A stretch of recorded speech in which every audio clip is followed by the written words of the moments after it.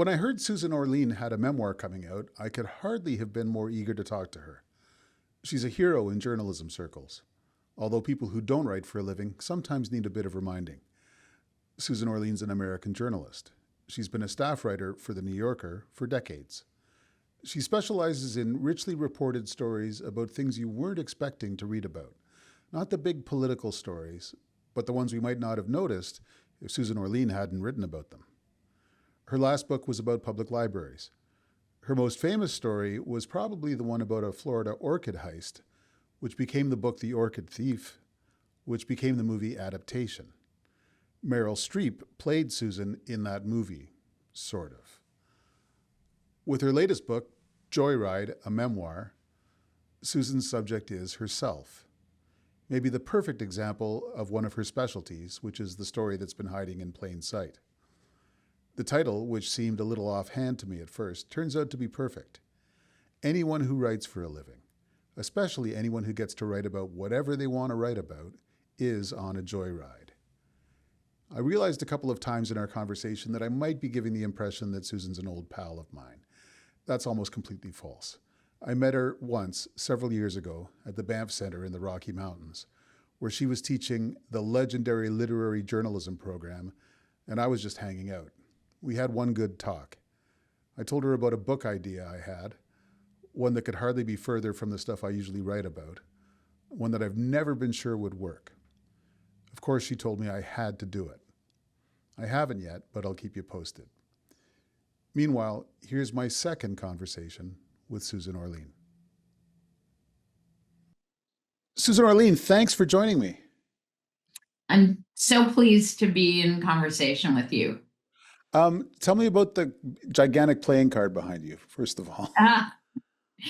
Well, I love playing cards and dice and all manner of sort of gaming things. And I was at a huge flea market here in California. It's in Pasadena, kind of the famous Rose Bowl flea market. And I was walking down one of the aisles and there was this giant piece of wood that's had this painting of a playing card, and I thought that's got my name on it. So it's one of the features of my office decor. Okay. You are yourself a bit of a Queen of Hearts. I don't even know what that means, but I thought I would give it a shot and see if it It sounds sounds good. great. Yeah. I appreciate the comment.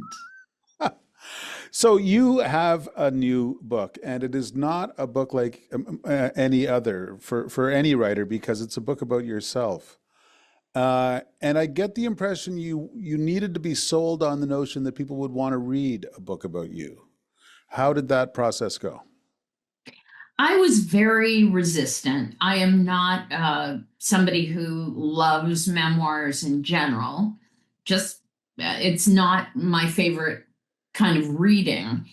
But I also, as the entirety of my professional life has been writing about other people and using whatever talent I have for that purpose to observe other people, to illuminate lives that might otherwise not get noticed. There was a big part of me that thought, really, I'm a journalist. Like why would my life warrant being examined for 300 pages? And it wasn't a story filled with great dramatic, traumatic arcs. So it wasn't that I'm now going to reveal this traumatic story. It really was, in many ways, a kind of celebration of the privilege I've had to do the work that I've cared about. But I continued feeling like, really, who cares? Who cares? Finally, I kind of had to step back and think, I really have had an unusual life. Being the kind of writer that I've been is, even for a writer, is fairly unusual. For a person who isn't in this profession, the range of experiences I've had, the places I've gone, the people I've met, it's a pretty unusual way to have spent the last 40 years. So I kind of twisted my own arm and said, this is a story that is worth telling. And the things that I care about as a writer, I really care deeply about. So part of the way I persuaded myself was feeling like, I really want to explain to people why I write about what I write about and why that matters, since it's not always so obvious in the world we live in to do the kind of work that I do. It is, you write about the hiding in plain sight kind of stories, the classic one being the Los Angeles Public Library and public libraries in general. And then sort of quirky stories that end up revealing more about our lives than usual. I got to confess, I didn't read the Rin Tin Tin book, but you spent a decade writing a book about Rin Tin Tin. I Um, certainly did. um, how did those kinds of stories fascinate you? Almost every story comes out of a chance encounter. Just, I don't set out thinking, I've written about X, so now maybe I should look at Y. It's almost always been a complete accident that I've stumbled on a story. And I'll give you the backstory of Rin Tin Tin, because that was entirely unexpected. And that is, I was doing a story about the American Humane Society, and they're the ones who issue the no animals were harmed certification on film and television. And I thought, well, that would be really interesting to write about that process. How do they determine that? And it turned into a really interesting story. In the course of writing that story, I thought I should do some background on the history of animals in Hollywood. Obviously, that's the backstory of the American Humane. And one of the first things that popped up was the name Rin Tin Tin. When I was a little kid, Rin Tin Tin was a television show. And while I barely remember the show, I became obsessed with German Shepherds when I was young because of that show. So I assumed it was a television show. And the first thing that I learned was that, in fact, Rin Tin Tin was a real dog who was born in 1917 on a battlefield in France during World War One, and that, in fact, he was the puppy of some German war dogs. Well, this was like, what are you talking about? How this is completely turning inside out everything I thought I knew about this character, a television character. I became absolutely fascinated with it. And it certainly connected to my pre existing kind of fascination with Rin Tin Tin from my childhood. But I had never given it a second thought until I discovered that the story was so much more complex than I had realized. And it was the gift that kept giving, because the story was more and more intriguing the further I dove into it. It took me as long as it took because for a few things. One is I had a baby in the course of working on the book. And I would say easily 2 years were spent in the process of having an infant and so forth. But there was also much more reporting than I could have imagined about everything from the German army in World War One and their use of animals, and the early days of Hollywood and silent film, and the world of vaudeville. And there it just kept unfolding and unfolding in a way that I could never have predicted. This book started as um, your editor asking you whether you would write a book about how to do the kind of journalism you do. It was going to be kind of a how-to book. But then as you unpacked your own story, much the same way as you unpacked the story of Rin Tin Tin, like you kept finding other stuff in there, and it became more a book about your life, uh, but still to some extent a book about the craft, and a book that drops a lot of big hints about how to do the craft. How did that journey from a book about what you do to a book about who you are happen? It was gradual, because I did originally think, all right, I'll do a book about writing, although I never thought of that as something that would be interesting to write. I feel like I enjoy teaching, I like talking about the craft. So it was a subject that I was interested in, but I thought the actual writing of a book like that would be kind of dull.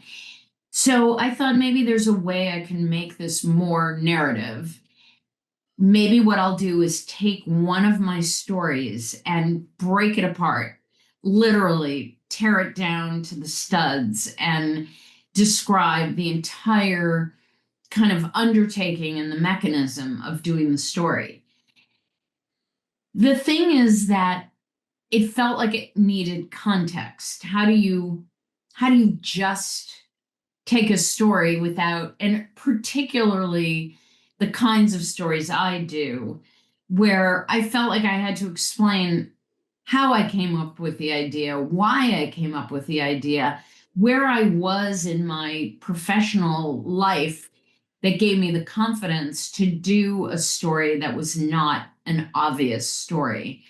And the story that I had originally planned to use was a piece called The American Man Age 10 that is a profile of a very regular, ordinary 10-year-old suburban kid who lived in New Jersey.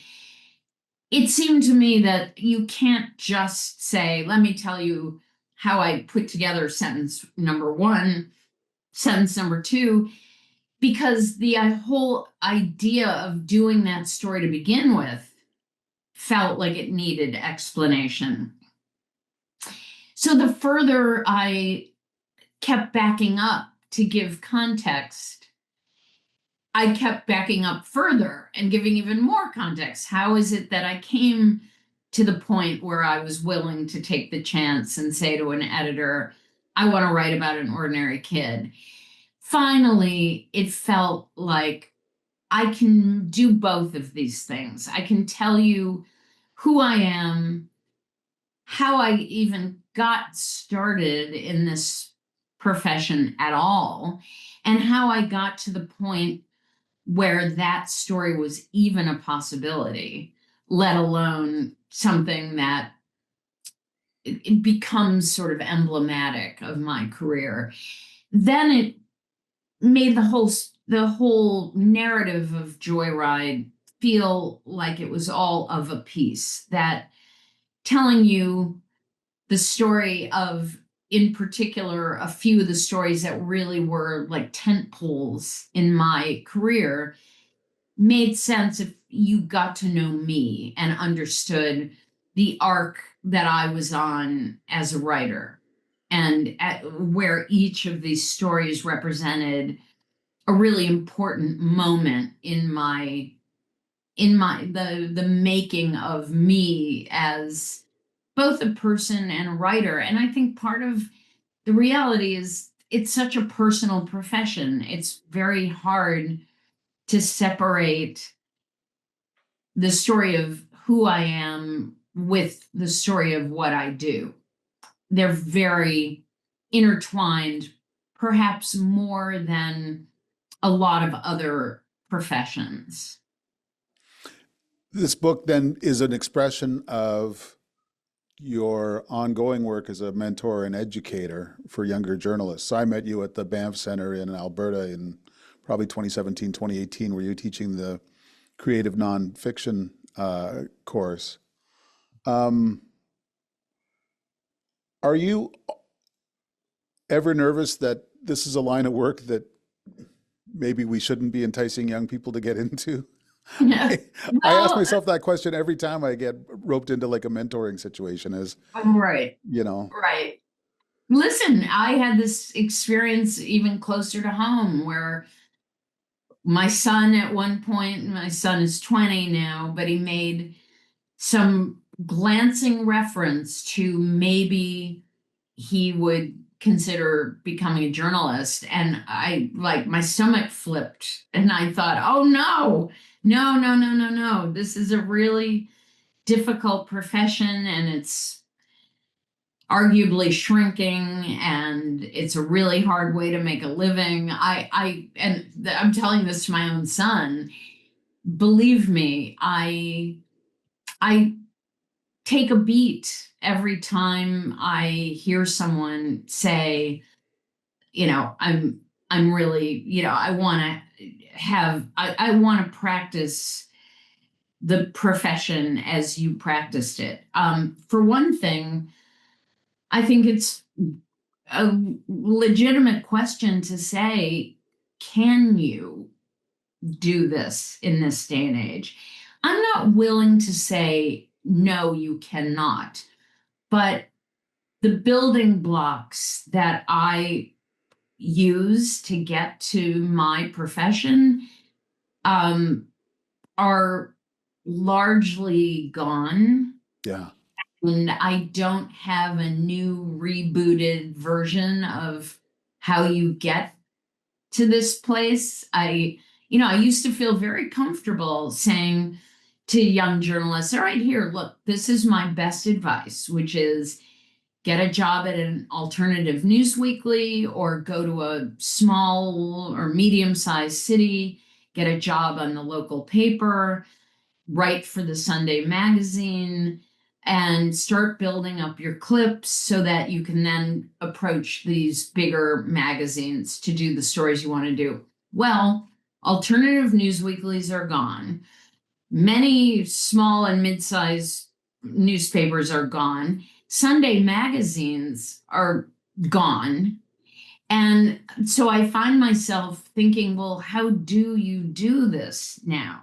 There's almost infinitely more ways to get some of your words in front of some eyeballs, but very few of them feel like a career path. Right. And I think you're absolutely right. I think you can be read more easily than you could in the past. But how you make that a career with pay, to be completely blunt about it, how you get paid to do that is not so clear. One of the things that I really appreciated about your book, and I'm going to, first of all, I'm curious to see how your book does with a general audience over time. I mean, I, everyone should read it. But the reason it's going to become a mainstay of journalistic education is how much of the book deals with technique, the actual stuff you have to do to make a big project happen, including there's a long interlude where you talk about discovering that cue cards could help you write The Orchid Thief and sort of keep track of all the ideas that you wanted to jam into that book and so on. Um, Technique is something that we don't often discuss in polite company as journalists, but it's make or break for a successful story and a successful career.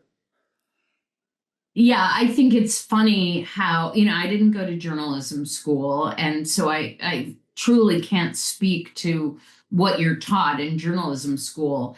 But someone said to me once, oh, how wonderful it must be to have an office at the New Yorker and you all sit around talking about how you do your stories. And I said, no, we don't. We sit around talking about who won the baseball game last night or gossiping. There is less discussion of the nuts and bolts than you would think.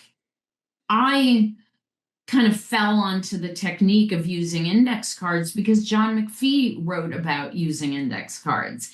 And because he's someone who I admire so much, and because his explanation of how he used them really made sense to me, I thought, well, I nobody else is giving me a template for how to manage a massive amount of fact and interviews and information.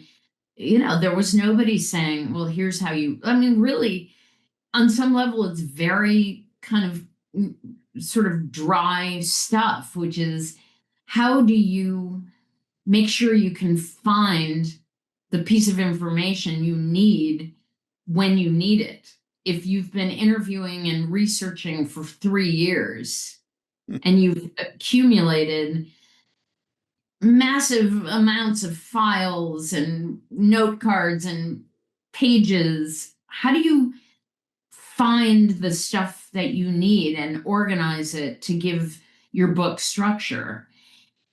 It's kind of fascinating. I mean, it's interesting because on one hand, journalists find it very interesting, but I've also found it very interesting how much non-journalists have found that really fascinating.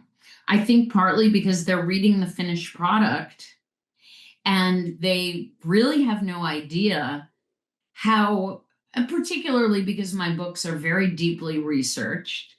I've got lots of facts, Yeah. lots of information, and they are genuinely curious. How do you kind of put that together? How do you organize all of those facts?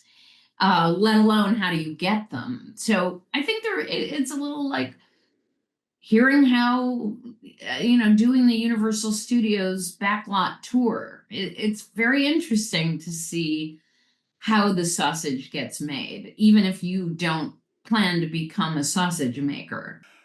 Now, the point on the horizon that you were steering towards almost from childhood was writing for the New Yorker.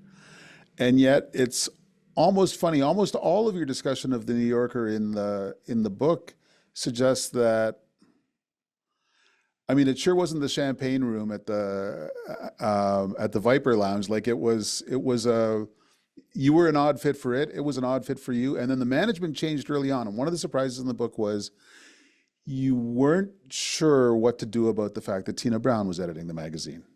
Tell me about your sort of early days at the New Yorker. I came in during the regime of Robert Gottlieb, Hmm. and he had taken over the magazine when William Shawn was sort of pushed out. And as much as it was a change, they were cut of the same cloth. They were both very literary, very literate, intellectual men. And Bob Gottlieb didn't change the magazine very much. He really kept it intact, essentially, from the time of William Shawn. So I entered the magazine under Gottlieb's tutelage, and things were pretty status quo. 5 years into his stay at the magazine, Gottlieb got pushed out, and in came Tina Brown. Tina was a very different breed of cat. She was, um, well, she was running Vanity Fair at the time, and she had brought to Vanity Fair this very kind of snappy, of the moment combination of deeply reported stories, but also stories about new money, about celebrity, about sex scandals, about, things that were a lot more kind of fizzy and bright and big headline kind of stories. I had no idea whether Tina Brown was going to take a shine to the kind of work I was doing, these quirky, small headline kinds of stories. There wasn't an elevator pitch for my stories. They were stories that initially you'd be perhaps skeptical about why you would bother reading them. And, my hope was that I would make them so irresistible that you couldn't not read them. I had done a story before Tina came about a grocery store. And I spent a month at a grocery store in New York because I got really interested in the sort of day to day goings on at a grocery store. That it just became really fascinating to me, particularly because it's such a common denominator. Everybody goes to the grocery store. Doesn't matter if you're old, young, rich, poor, it's one of those cohesive sort of fixtures in a community is a grocery store. So I got really interested in what the daily life was like at one particular grocery store. And that's a kind of story that Tina explicitly did not like. That there was no protagonist whose life was dramatic. There was no drama in the story. It was all about being observational, essentially doing a documentary about this fixture of life. And the very nature of the story was the commonality of it, that it was the anti-celebrity story of all time. And Tina very explicitly said, this is the kind of story I'm not going to be doing. So when she came to the magazine, I thought, well, I'm cooked. She's absolutely not gonna be interested in my work. And I was heartbroken. I mean, I had really wanted to be at the magazine. I loved being there, and I really felt like it was the right home for me. So when Tina came, I expected the worst. To my pleasure, and I think it was partly expedient on her part, she just needed to like fill the magazine while she kind of set it up for her new regime. And she said to me, go ahead, like, let's get started. I'm sure she wondered. I don't think I was just being paranoid. I'm sure she thought, let's see how this goes. Yep. The first story she assigned to me was a profile of Mark Wahlberg, who at the time was an underwear model and a rapper who went by the name Marky Mark. And I thought, oh my God, I mean, this is my nightmare come true. I'm going to be profiling Marky Mark. What I did was write what turned out to be an extremely funny little piece about him. Because look, I think you can write about Marky Mark just as well as you can write about a grocery store. I mean, being a writer, you have certain skills that should be able to translate into a lot of different stories.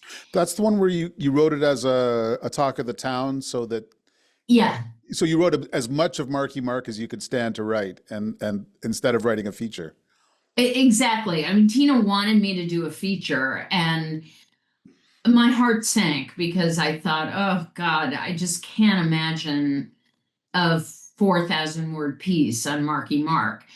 So she wanted it right away. And I proposed to her, let me do it as a talk piece because I could do it quickly. I could, and within the space of a talk piece, which is between, say, 600 and 1,000 words, I felt like there is no subject that you can't do well as a talk piece.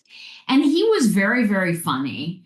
He was at the height of this very unusual kind of fame, namely that there were pictures of him in his underwear posted throughout the world and including a huge one in Times Square.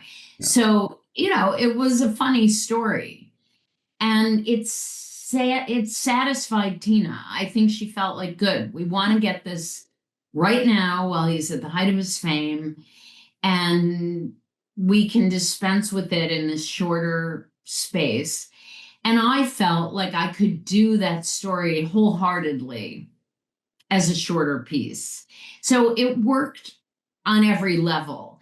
But the good thing and the more important thing is that she began to trust me. She began to feel like maybe we see the world a little differently, but maybe this writer understands what she is good at, and maybe she can take on these riskier stories, these stories that don't have an obvious narrative, and pull them off. And in the end, you end up writing the Orchid Thief piece for her. So her tolerance for your quirkiness seems to have increased by leaps and bounds as you went along. 100%. I feel like, again, I give Tina credit. I think she began to trust me and feel like my impulses were pretty well calibrated to my particular skill set. I think that she felt that that was the kind of story that you couldn't assign to anyone and everyone. I took it as a huge compliment, obviously, because she was sort of saying, I trust you to do this story that is kind of a tricky story, and it could fall flat on its face. Yeah. Put a lot of pressure on me, but since those were the kinds of stories I was so interested in, it really was about me saying to the reader, look, I know it doesn't seem like a big deal to steal orchids out of a swamp, but it's so interesting. Let me come with me for a minute. Let me show you why this is genuinely interesting, and even more interesting because you didn't think it would be interesting. One of the recurring themes of the book is your relationship, one's relationship with editors and agents and the people around you that sort of bubble around you who either help or screw up your work. Like, we're grown-ups, our main business is with the reader and with the subject, but if we're not understood and trusted by editors, publishers, things like that, it can really cramp our style. I would say I'm I've had a lot of great editors, like by and large, really great editors. And so I always hesitate when people say, oh, my editors always ruin my work. And I think, really? You're so good that, every editor who's touched your work has ruined it. I have trouble believing that. However, editors operate on a lot of different levels in terms of telling you perhaps when a story is due, even if you're not ready to turn it in, or pointing you in one direction when you see it going in the other direction. They are a fact of life in the world of publishing that can be either very empowering and wonderful or very challenging. I remember the first time I got a really hard edit on a story. It's 30 years ago now. And it was a story I cared a lot about. It was for a magazine, and I was despondent. I read this and I'm like, this is not what I wrote. And I took the weekend off and I pondered other career paths, and then finally this rebellious little thought crept into my head. I think he's made it better, and and that changes everything. It's okay, you win this time. Right. That's a really important part of maturing as a writer. I told at length an anecdote in the book about the first time I turned in a piece to the New Yorker, and I was very proud of the ending. I thought I like really wound up and said, and in conclusion, the story is about blah, blah, blah, blah. I turned in the story and my editor said, really like the story very much, really works. And then he handed me the galleys and he had taken a red pen and like crossed out the conclusion. And I almost died. What are you doing? I mean, that was like my grace note where I was sort of concluding what the story was all about. And he said, you don't need it. You already ended the story. You don't need to put an end on the end. So that was an instance where I really cringed at the editing and, was having a fit thinking, oh my God, this is horrible. And with a little bit of wisdom and a little perspective, I thought, oh, I get it. I see. And it was extremely formative for me. I think It you was, I think you phrased it as when the story ends, the reader's still leaning forward. And and that to me was something I had never considered. But those are all things that I learned by being edited. And to this day, I feel like one of the best things I've learned over these many decades of being a writer is to not overreact, not instantly get defensive and think you're ruining my story, but instead to stop and think, well, let me think about that. Let me look at this and try to look at it as a reader and not as a writer. yeah. And I would say more often than not, I come away thinking that was a good change. Susan, you've been so generous with your time. Maybe one last question.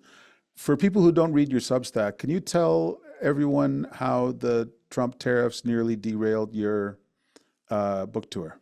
Yeah. Oh my God, this was an incredible story. And it was very funny because it got a lot of traction on Substack. And I write on Substack, uh, it's called Wordy Bird, and I write about kind of whatever's on my mind, but I've written a fair amount about fashion because I love fashion. I was looking for an outfit for my book party, wanted something really special. And there's a retailer based in Montreal called Essence that I shop with frequently. They have great clothes. I found an outfit that I really liked on Essence and ordered it. And I ordered a couple of different tops and pair of shoes and the whole full Monty. And I was waiting and waiting, and it took an unusually long time to arrive. And finally, I got a note from the post office saying, you have to come pick up your package at the post office. And I was very puzzled and thought, all right, I'll go. I arrive at the post office. The clerk looks up my card and says, yeah, I've got a package for you. And she said, you owe, let's see, $2,101 customs fee. And, I started laughing and I said, oh, very funny. Um, what's the story? And she said, that's the story. You owe $2,101 custom fee. I almost died. What had happened is the Trump tariffs had just gone into effect. So the reason this package took a long time was it was sitting in customs as they were assessing how much I owed. And I must have shrieked. Everyone in the post office was like, what is going on? And I said to the postmistress, I'm not even going to touch the box. Like, don't give me the box. Just send it back. And she said, this was very funny. She said, I've been doing a lot of that today because all of us Americans were having the rude surprise that anything we had ordered, but Canada in particular, where the tariff was extremely high, were being hit with this completely unexpected tariff out of the blue. Yeah. I was in I was terrified that somehow Essence wouldn't accept the package back, that I would be not only on the hook for the price of the clothes, but also somehow they chased me down for the tariffs, even though I didn't accept the package. And I mean, it hit us all with as much a shock as it probably hit Canadians, where it was like, what are you talking about? This is insane. What is going on? I'm happy to say I found something that I already owned that worked very nicely for my book party, but it was a very sobering moment where this political era had a very personal impact on me. Well, I'm glad you're able to go shopping in your closet and it worked out well. And but this confirms what we all feel up here, which is that it is strange days in Canada-U.S. relations.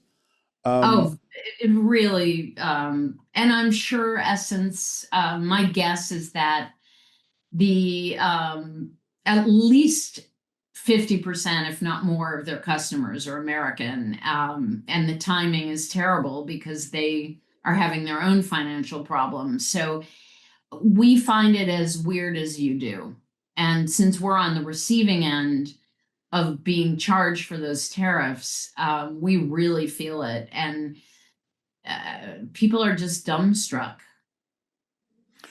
um, well, it's very good to be able to wave at you across the border. Uh, Susan Orlean, thanks so much. No tariff involved. Thanks so much for taking the time. The book is called Joyride, and it was a real blast to get to talk to you again. Thank you, Paul. It was my pleasure. Absolutely. And that's the Paul Wells Show. Thanks to my guest, Susan Orlean, whose memoir, Joyride, is in bookstores now, and to my producer, Suzanne Hancock. See you again soon.